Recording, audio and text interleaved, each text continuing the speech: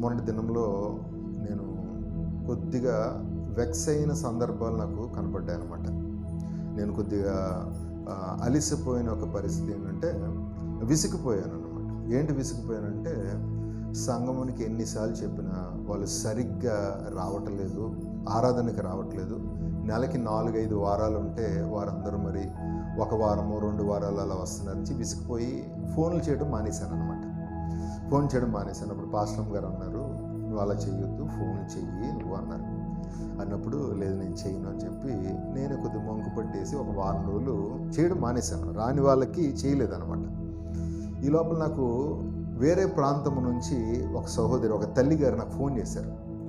తల్లిగారు ఫోన్ చేసి, అయ్యా ఒంట్లో బాగాలేదు, ప్రార్థన చేయవా అన్నది. ఏమైందమ్మా అంటే, నా మీద ఏదో పడుతుందయ్యా, నాకు కొద్దిగా చాలా ఆందోళనగా ఉంది, భయంగా ఉంది, గుండె దడగా ఉందయ్యా అంటే, సరే ప్రార్థన చేస్తానని చెప్పి ప్రార్థన అలా ప్రారంభం చేయటము. తనకి అటువైపు భాషల్లో ప్రార్థన చేయడం మొదలుపెట్టింది. తను దేవుని కృప కదా, చాలా ఘనంగా ఉంది. అప్పుడు అయిపోయిన తర్వాత తను ఏమని చెప్పిందంటే, అయ్యా నా కుమార్తె ఉంది, ప్రతి ఆదివారం మరి వచ్చేది ఆరాధనకి, కానీ ఈ మధ్యన రావడం మానేసింది. మానేసినప్పుడు ఏం జరిగిందంటే, కానీ మా సంఘకాపరు ఒప్పుకోలేదండి. ఆయన మాత్రం ఫోన్ చేసి ఎందుకు రాలేదమ్మా అని అడుగుతూనే ఉన్నారండి. మాకు ఎంత బాగా అనిపించిందో అన్నది. అనగానే నాకు ఇక్కడ హృదయమును పిండినంత పని అయిపోయింది.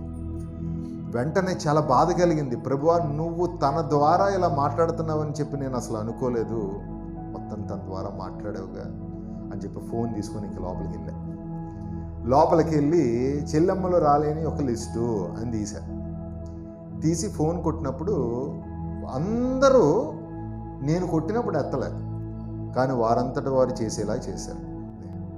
ఒకరితో కాదు, దాని తర్వాత ఒక 4-5 అలాగే మాట్లాడాను. అంటే అప్పుడు నేను మాట్లాడిన తర్వాత పాస్టర్ గారు అన్నారు, నేను చెప్పినప్పుడు మాత్రం నీకు ఎక్కదే, వాళ్ళ రీలు వాళ్ళు వేసుకుంటున్నారు, నేను చెప్పినప్పుడు ఎక్కదే, ఎక్కడో ఒక అమ్మమ్మ గారు ఫోన్ చేస్తే అప్పుడు నీకు ఎక్కింది కదా అన్నారు. సారీ అదేం లేదు అని చెప్పి మళ్ళా అంటే నేను అడిగింది అంటే, మా లైఫ్ లాంగ్ ఇలా విసుగుపోతూనే ఉండాలా ప్రభువా? అదంతే, లైఫ్ లాంగ్ ఈ విసుగుడు నీకు ఉంటూనే ఉంటుంది అన్నారు. ఇప్పుడు మేము ఏం చేయాలంటే, ఓపిక కలిగి నువ్వు పరిచర్య, ఒక మంచి పని చేయడానికి ఓపిక కలిగి ఉండు అన్నారు. నువ్వు ఏమాత్రం పోయినట్టయితే ఫ్లైట్ ఎక్కలేవు అన్నారు. ఇప్పుడు చూడు, ఒక ఫ్లైట్ ఎక్కడానికి మనం వెళ్తున్నాము. ఫ్లైట్ ఎక్కే ముందు బయట ఎయిర్ హోస్టెస్ వాళ్ళు బ్యాగేజ్ కోసం టికెట్ అడుగుతారు. మీ ఫెయిర్, మీ టికెట్ చూపించండి అంటారు. ఆడికి వెళ్ళి నేను నీకు చూపించానంటే దెయ్యమా అనే పటాలు చెంపల మీద 4 బాధేని అనుకో, మమ్మల్ని అనుకుందాం, నన్ను ఫ్లైట్ ఎక్కనిస్తారా? ఇప్పటికి బ్యాగేజ్ అన్నారు, సెక్యూరిటీ అన్నారు, సెక్యూరిటీ చెక్ అన్నారు, ఆ చెక్కింగ్ ఈ చెక్కింగ్ అని చెప్పి నన్ను బాగా స్కాన్ తీశారు. ఇలా ఎత్తాలి, పైనుండి కింద దాకా స్కాన్ చేసుకున్నారు. మళ్ళీ ఇప్పుడేమో అదంటావు ఇదంటావు అని చెప్పి చిరాకు పట్టి 4 బాధేని అనుకో. నిజంగా వాళ్ళు ఫ్లైట్ ఎక్కనివ్వరు. అంటే ఫ్లైట్ ఎక్కేదాకా ఎలా ఉండాలి? ఓపిక కలిగి ఉండాలి. నువ్వన్నా నేనన్నా అంతే. మన ఫ్లైట్ ఎక్కేదాకా ఈ లోకంలో ఓపిక కలిగి ఉండండి. మన ఫ్లైట్ ఆల్రెడీ రెడీగా ఉంది, ఎక్కడానికి సిద్ధంగా ఉంది. ఎక్కిన తర్వాత టేక్ ఆఫ్ అయిపోయిన తర్వాత ఇంకా మా సంబంధం లేదు. నువ్వు ఓపికగా ఉంటావో, దొర్లుతావో, ఓపిక మానేసుకుంటావో, ఇంకంతా దేవుని యొక్క ఆధ్వర్యంలో ఉంటుంది. చాలా సంతోషకరమైనది.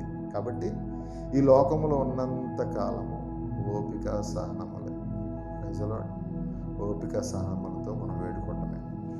దేవుడు ఒక మంచి కార్యం చేశారు, మనకి చాలా మంచి కార్యం చేశారు. నీ కార్యములు ఎంతో దొడ్డవి అంటున్నారు, ఎంతో దొడ్డవి. నీకు చిన్న ఎక్స్ప్లెనేషన్ పాస్టర్స్ డే సందర్భంగా చెప్తాను వినండి. నువ్వంటే తెలియని, ముక్కు మొహం తెలియని, అసలు నువ్వెవరో కూడా తెలియదు, పుట్టినది మొదలుకొని ఇప్పుడు దాకా నువ్వెవరో తెలియదు, పరిచయం అయ్యావు. పరిచయం ఎలాగయ్యావంటే, యేసుక్రీస్తు ప్రభు వరకు శిలువ రక్తంలో కడగబడి నేను ఇంక దేవుని యొక్క దాసురాలుగా ఉంటానండి, సేవకురాలుగా ఉంటానని చెప్పి ఒక విశ్వాసిగా జాయిన్ అయిపోయావు. అప్పుడు నువ్వెవరో తెలియని నీ కోసము ముక్కు మొహం తెలియని వ్యక్తి మోకాళ్ళేసి కన్నీళ్ళు కార్చడం అన్నది గొప్ప విషయం అంటారా? దొడ్డ పని అంటారా? కాదంటారా? ఈరోజు సొంత మనుషులే, సొంత వారే పట్టించుకోలేని పరిస్థితి ఉంది. సొంత వారు, తోడబుట్టిన వారు, రక్త సంబంధికులు పట్టించుకోలేని పరిస్థితి ఉంది అంటారా? లేదంటారు. ఉంది, ఆ నేపథ్యం ఉంది. కానీ దేవుని యొక్క దొడ్డ పని ఎంత గొప్పది. నీకోసం ఒక సేవకుని లేవనెత్తడం, నీకోసము ఒక ప్రార్థన చేసే విశ్వాసులను లేవనెత్తడం, నీకోసము మొరపెట్టుకునే విశ్వాసం. అంటే ఒకరు శోధనలో ఉన్నప్పుడు, రోదనలో ఉన్నప్పుడు, శ్రమల్లో ఉన్నప్పుడు, చెడు పరిస్థితుల్లో ఉంటున్నప్పుడు, నీకోసము చెడుపులు పెడుతూ ఉన్నప్పుడు, ఈ దుష్టలోకం అంతే కదా. ఒకరు బాగుంటే చూడలేని ఒక పరిస్థితి, దుష్టలోకము, దరిద్ర లోకం ఇదంతే. నాకు అప్పుడప్పుడు చాలా ఆశ్చర్యం అవుతుంది. ఇంత దరిద్రగుట్టు లోకం కొరకు అంత పరమ పరిశుద్ధుడు నీవు సిలువ వేయబడితివా అని ఒకసారి నోరెలా మూసుకుంటాను. ఇంత చండాలమైన లోకం మనకు, నీవే అంత తగ్గితివైతే మేమెంత తగ్గాలి ఇంకా కదా. ఆయన కార్యములు ఎంతో దొడ్డవి. Praise the lord. దాన్ని అసలు మనము వర్ణించలేం. చాలామంది ఎన్నో కార్యాలు చేయొచ్చేమో, కానీ నువ్వు చేసిన నీకు చేయబడిన ఆ యొక్క హెల్ప్, సహాయము ఇంకొకరు చేస్తారు ఖచ్చితంగా, ఇంకొకరు చేయగలరు. తాజ్మహల్ కట్టారని చెప్పదు, నువ్వు వేరే లెవెల్లో పెట్టి మెరకలు అని చెప్పి దాన్ని ఇచ్చేశారు కదా, వండర్ అన్నారు కదా. ఒక్క నిజంగా మీరు చెప్పండి, తాజ్మహల్ యొక్క తాతని కట్టే సివిల్ ఇంజనీర్లు ఇప్పుడు లేరా? ఎందుకు లేరు? గోల్డ్ అంతమంది ఉన్నారు. యాక నీటి కిందే కట్టేస్తున్నారు, భూమి మీద కట్టలేరా ఇప్పుడు? అంటే మనుషులు చేయు పనులు ఇంకొకరు చేయగలిసినట్టుగానే ఉంటాయి, కానీ దేవుడు చేయు పనులు వేరొకరు చేయలేరు. అందుకే ఆయన కార్యములు దొడ్డవి అన్నారు. ఒక మాట నేను మిమ్మల్ని అడుగుతున్నాను, ఒక వ్యభిచారికి మారు మనసు రావటము ఈజీ అంటారా? ఒక నరహంతకుడికి మారు మనసు రావటం ఈజీ అంటారా? ఒక నరహంతకుడు చెప్పాడండి, నేను 99 బుర్రకాయలు కోసేసి వేలాడి తీసానండి అని చూపించాడు. కానీ యేసుక్రీస్తు ప్రభువారిని ఆయన సిలువను గురించి ధ్యానం చేసినప్పుడు నా హృదయంలోని ఇంక ఏడుపు తప్ప మరి వేరొకటి రాలేదండి. ఏడుస్తూనే ఉన్నాను అప్పటి నుంచి. నన్ను దేవుడు క్షమిస్తాడని అడిగితే డిఎల్ మోడీ గారు చెప్పారు, అయ్యగారు చెప్పారు, నిన్ను దేవుడు క్షమించడానికి ఆయన ముందుంటారు బాబు, ఆయన చాలా ప్రేమ స్వరూపుడు ఆయన అని చెప్పగా అతను ఇంకెంత ఏడ్చాడంటే, వాళ్ళ ఇంటికి వెళ్ళి, నేను ఆ పుస్తకం చదువుతున్నప్పుడు ఎంత ఏడ్చాను నేను కూడా. వాళ్ళ ఇంటికి వెళ్ళి అంట వాళ్ళ కన్న కూతురుని పట్టుకొని ఎక్కిళ్ళు పెట్టి ఏడ్చాడంట.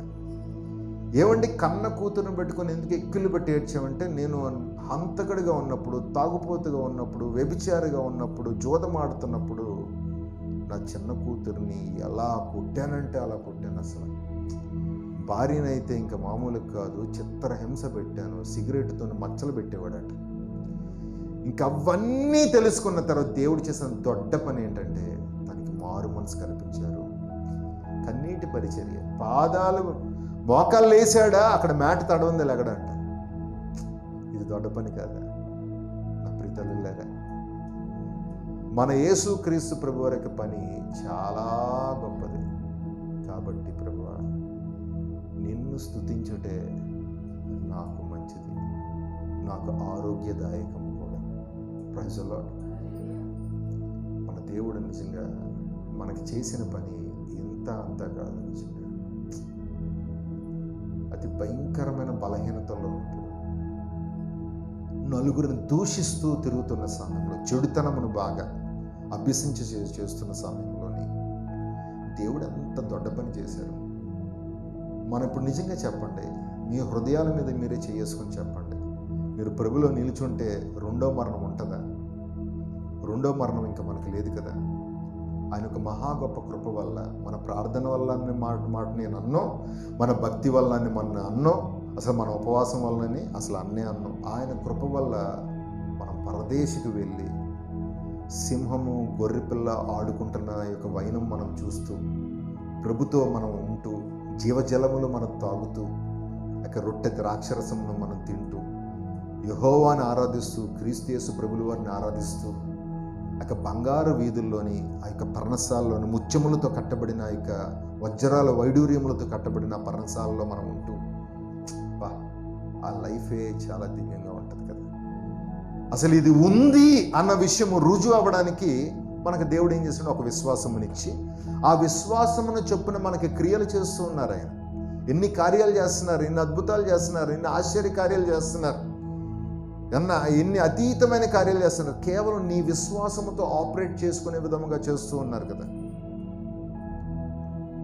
కాబట్టి ప్రియులారా, మన దేవుని యొక్క కార్యాలు దొడ్డవి, చాలా గొప్పవి, చాలా పెద్దవి. ఆయన చేసినట్టుగా ఎవరు చేయలేరు. నాకు దేవుడు ఒక కార్యం చేశారు. నాకు ఎందుకో నా టెస్టిమనీ చెప్పాలని ఆశపడుతున్నాను.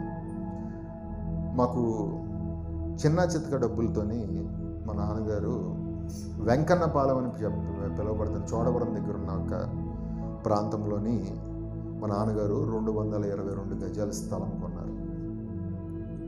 దానికి ఎంత పెట్టారంటే ముందు ఒక 60,000 పెట్టారు. దాని తర్వాత ఎంత కట్టాలి అంటే ఇంకా 1,50,000 ఎంతో కట్టాలని చెప్పేది అన్నారు. దాని తర్వాత ఎంతో మరి మొత్తాన్ని కట్టారు. కట్టిన తర్వాత అతను ఉడాయించి వెళ్ళిపోయాడు. ఎక్కడికి వెళ్ళిపోయాడు అంటే ఢిల్లీ వెళ్ళిపోయాడు. అందరినీ మోసం చేశాడు. అందరినీ మోసం చేసి వెళ్ళిపోయాడు అనమాట. వెళ్ళిపోయిన తర్వాత వీళ్ళు పోలీస్ కేసులు పెట్టారు, అది పెట్టారు, ఇది పెట్టారు, ఏవో చేశారు. నేనేం చేశానంటే అప్పుడు సేవలో వస్తున్న కొత్తలో తొలిదశలోని 2011 సంవత్సరంలోని 2012 సంవత్సరంలో ఇంకా సేవకి ఇంకా నేను రాలేదు ప్రియులారా. రాని సమయంలోని 7 దినాలు అసలు బలిపీఠము కదలకుండా బలిపీఠంను కట్టాను. ప్రార్థనా బలిపీఠం అని కట్టాను. కుటుంబంతో ప్రార్థనా బలిపీఠం. అమ్మ వినండి, మంచి మాట మీ కొరకు నేను చెప్తున్నాను. కుటుంబంతో ప్రార్థనా బలిపీఠం ఎలాగా, మా నాన్నగారు, మా అమ్మగారు, మరి నా యొక్క భార్య, నా పిల్లలు లేరు, క్షమించండి, నా పిల్లలు అంటే మేనకోడలు ఎవరో ఉన్నట్టున్నారు. మేనకోడలు ఉన్నారు, ఉన్ని బన్నీ అప్పుడు ఉండేవారు. మరి ఈ మేనకోడలు మేమందరం కలిసి కుటుంబ ప్రార్థన కరెక్ట్గా సాయంత్రం 5 అయితే చాలు మేము ప్రార్థనలో కూర్చునే వాళ్ళం. 7 దినాలు ఎంత రోదన అంటే, ఎంత కన్నీళ్ళు అంటే, ఎంత పరిశుద్ధాత్మ అభిషేకం అంటే, ఆ అభిషేకంలో మేము అడిగింది ఏంటంటే, ప్రభువా మాకు ఇంత కొంత ఉన్న యొక్క డబ్బుల్లోని మేము చిన్న స్థలం తీసుకుంటే ఇంకా పైబడి కడితే అతను మాకు రిజిస్ట్రేషన్ చేయకుండా డబ్బులంతా తీసుకుని ఉడాయించాడు. ప్రభువా అతను మీరు రప్పించి మాకు డబ్బులు ఇవ్వండి ప్రభువా. ఇదే ప్రార్థన. ఇది ఆ ప్రార్థన చేయగా ప్రార్థన అయిపోయిన వారం రోజులకి ఢిల్లీ నుండి వచ్చి ఇంటికి వచ్చి 90,000 రూపాయలు మాకు ఇవ్వాలి, చేతులు ఆ కట్టాల డబ్బులు పెట్టాడు. దాని తర్వాత మేము కనుక్కున్నాం ఇంకెవరికన్నా ఇచ్చాడా అంటే ఇంకా చాలామందికి ఇవ్వలేదంట. మాకు మాత్రం ఇచ్చాడు. ఫస్ట్ ఎవరికి ఇచ్చారంటే మాకే ఇచ్చారు. మేము అడిగాం మాకే ఎందుకు ఇచ్చారంటే, నాకు ఎందుకు అనిపించిందండి లోపల, మీకే ఇవ్వాలనిపించిందా. అలా అనిపించడం అన్నది ఈజీ విషయం.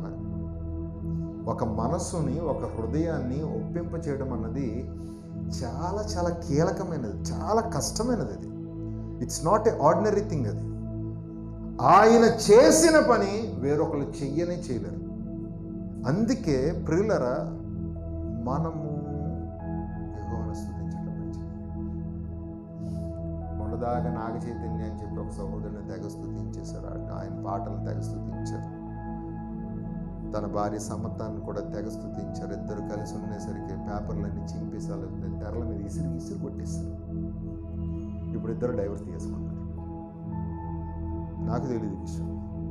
మొన్న ఎవరో చెప్తున్నారు, సమంత మరి దేవుని యొక్క బిడ్డ అండి, దేవుని బిడ్డ పేదలకు బాగా పరిచర్య చేస్తుంది, మరి తను ఇప్పుడు నిరాకరింపబడి తను ఎంతగానో హృదయం నొచ్చుకుందండి అని చెప్పి. అవునమ్మా, నాకు ఎందుకులేండి అనిసాం, నాకు ఎందుకులేండి మరి రంగులు పూసుకునే వాళ్ళ గురించి నేనేం ఆలోచిస్తానులేండి అని చెప్పి.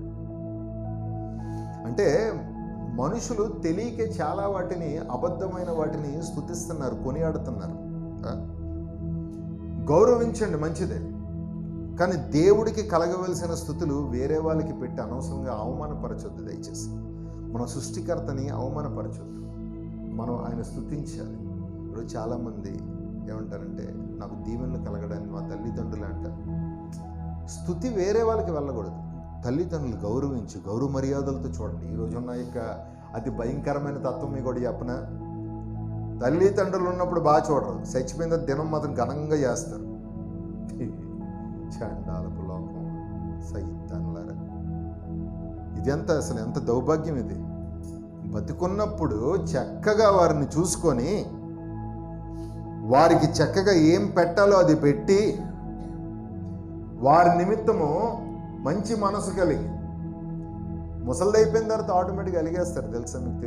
తెలీదు. చిన్నపిల్లల్లా అలుగుతారు. అంటే వాళ్ళది చిన్నపిల్లల మనస్తత్వం అయిపోతుంది.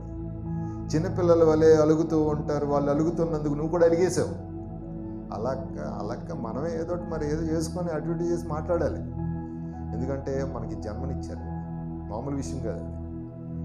దేవుడు ఒకళ్ళు నేను జన్మనిద్దాం అనుకుంటున్నాను, ఇదిగో పలానా సహోదరి లూదియా అన్న సహోదరికి, ఇదిగో అనురాధ అన్న సహోదరికి, అదిగో లే అన్న సహోదరికి, ఇదిగో పలానా వారికి నిహాలకరంగా నేను జన్మనిద్దామని అనుకుంటున్నాను. ఏ పాత్రను వాడుకోమంటారు? ఇదిగో కరుణమ్మ గారిని వాడుకో, అదిగో కాంతమ్మ గారిని వాడుకో, ఇదిగో నిర్మలమ్మ గారిని వాడుకో అని చెప్పి దేవుడు వారిని పెట్టుకుని వారిని వాడుకున్నారు.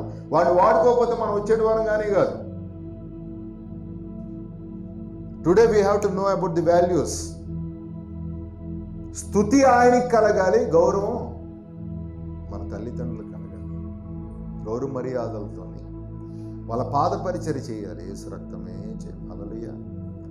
ప్రియాతి ప్రియమైన దైవ జనాంగమా, ఆయన స్తుతించుట చాలా మంచిది.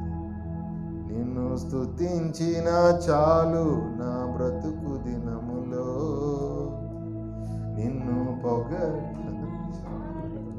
గుండె గుడిలో ఉన్నా లేకున్నా నా స్థితిగతులే మారినా, ఉన్నా లేకున్నా నా స్థితిగతులే మారిన నీ సన్నిధిలో ఆనందించి భాగ్యమున్న చాలును, నీ సన్నిధిలో ఆనందించే భాగ్యమున్న చాలు నిన్ను స్తుతించినా. ఎంత దివ్యమైన పాట. మన సువార్తలోకి వెళ్ళినప్పుడు కెమెరాలో సెల్ఫీ పెట్టుకొని ఈ పాట పాడా. అలా నేనను నా పక్కన ఎవరంటే సోఫీ అమ్మ, ఇలియా సావిత్రమ్మ గారు ఉన్నారు.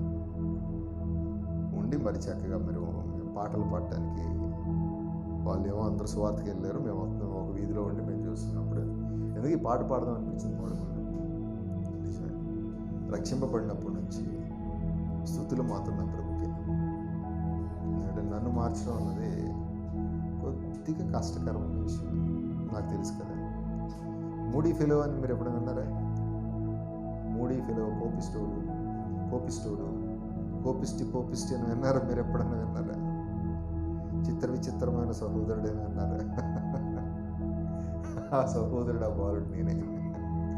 మరి దేవుడు నన్ను మార్చాడంటే అది నేను ఒక్కసారి ఆలోచించదగినది. తల్లిదండ్రులు కొద్దిగా చింతపాలయ్యేవారు. మా నాన్నగారికి అయితే పిచ్చెక్కినట్టు ఉండేది. కానీ దేవుడు నన్ను మార్చాడు. మార్చక ముందు, మారవక మునుపు నేను మా తల్లిదండ్రుల్ని మోసం చేశాను. నా భార్యని అయితే ఫస్ట్గా తన్నే మోసం చేశాను. ఇంకెవ్వరిని మోసం చేయలేని వారు అంటూ అందరిని మోసం చేశాను. స్నేహితులను కూడా మోసం చేసేవాడు. అంటే ఒక మోసగాడిని దేవుడు యథార్థవంతుడిగా మార్చాడు. ఇది నేను అంటాను, నీ కార్యములు ఎంతో దొడ్డవి. ఒక హృదయాన్ని మార్చుట, ఒక మనసును మార్చుట, ఒక మారు మనసు కల్పించుట సర్వసాధారణమైన విషయం కానీ కాదు. ప్రియ తమ్ముళ్ళు, అక్కలు, చెల్లెళ్ళు, అమ్మలో, తల్లులు. కాబట్టి నీ స్తుతి ఎవరికి తెలియదు. కానీ దేవుడు ఒక భక్తిహీనులకి ఏమని చెప్పారు తెలుసా? చూడండి మీ అందరూ ఒకసారి 6వ వచనం చూడండి.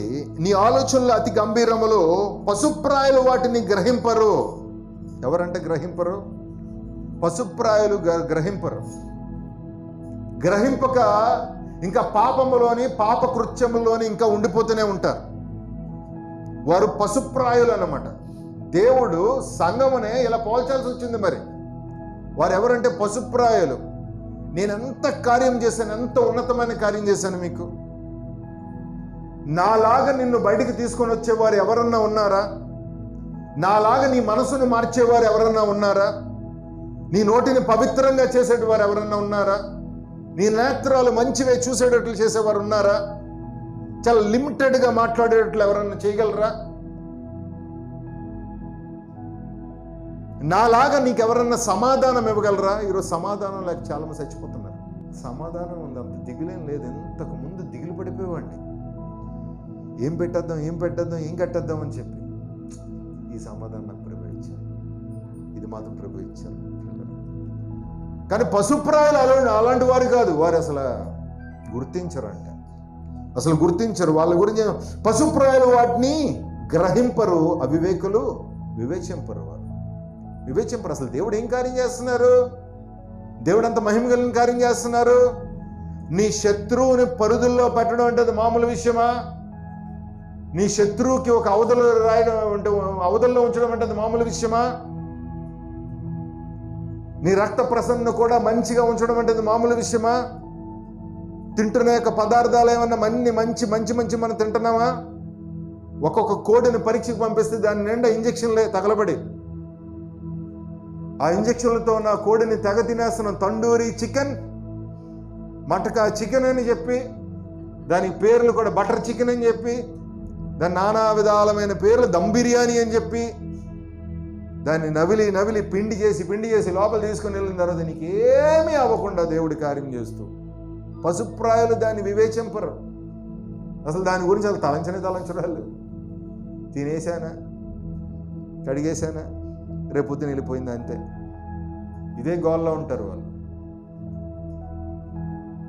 యెహోవాను స్తుతించుట చాలా మంచిది. ఎంత మంచిదంటే మొత్తము నష్టమైపోయి ఇంకేమాత్రం ఆధారం లేని సమయంలో పౌలు గారు స్తుతించారు కదా, చెరసాలలో ఆయన స్తుతించిరి అన్నారు. ఆధారమే లేదు, ఇంకేం చేయడానికి కూడా ఏం లేదు. వారి తరపున వాదించేటివారు, బెయిలు తీసుకొని వచ్చేటివారు, ఇంకేమైనా మంచి పని ఏమైనా చేస్తారంటే చాలా చాలా గడ్డు పరిస్థితులు. ఆ రోమా ప్రభుత్వం దగ్గర యేసుక్రీస్తు ప్రభు వారి గురించి తొలి మతంగా వాళ్ళు తీసుకుంటున్నారు. వేరొక దేవుడిని ఎవరో ప్రకటిస్తున్నారని చెప్పి అది వాళ్ళు ఎలా తీసుకుంటే సీరియస్ క్రైమ్ ఫర్ దెమ్.